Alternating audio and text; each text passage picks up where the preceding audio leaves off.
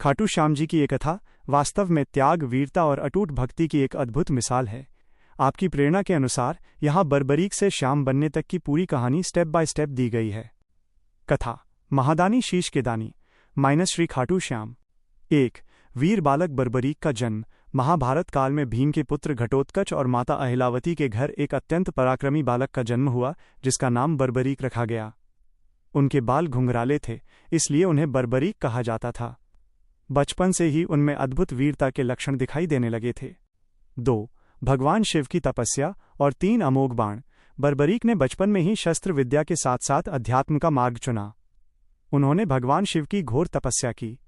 उनकी भक्ति से प्रसन्न होकर शिवजी ने उन्हें 3 दिव्य बाण प्रदान किए।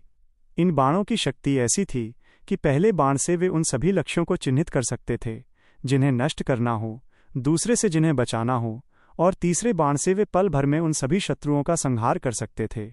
3 माता को दिया हारे का सहारा बनने का वचन। जब कुरुक्षेत्र में महाभारत के युद्ध की घोषणा हुई तो बर्बरीक ने भी युद्ध देखने की इच्छा जताई। प्रस्थान करने से पहले उन्होंने अपनी माता अहिलावती को वचन दिया कि यदि उन्हें युद्ध में हिस्सा लेना पड़ा तो वे हमेशा हारने वाले पक्ष निर्बल का साथ देंगे। यही कारण है कि आज उन्हें हारे का सहारा कहा जाता है। 4 मार्ग में भगवान कृष्ण से भेंट और परीक्षा। बर्बरीक अपने नीले घोड़े पर सवार होकर कुरुक्षेत्र की ओर बढ़ रहे थे। उनकी शक्ति और प्रतिज्ञा को जानकर भगवान कृष्ण ने उनकी परीक्षा लेने के लिए एक ब्राह्मण का रूप धारण किया। कृष्ण ने उनसे पूछा कि मात्र 3 बाणों से युद्ध कैसे जीता जा सकता है।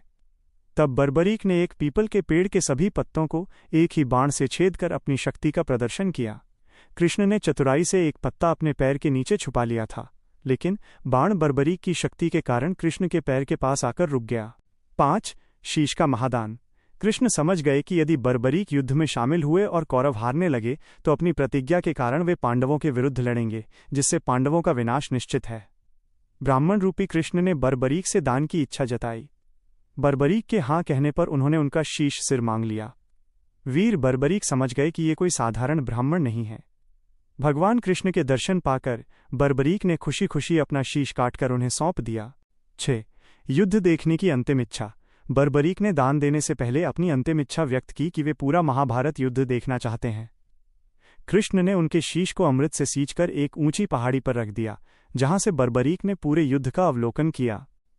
7 भगवान कृष्ण का वरदान और श्याम नाम। युद्ध की समाप्ति के बाद जब पांडवों में जीत के श्रेय को लेकर चर्चा हुई तो बर्बरीक के शीश ने गवाही दी कि यह युद्ध केवल कृष्ण की नीति और सुदर्शन चक्र के कारण जीता गया है।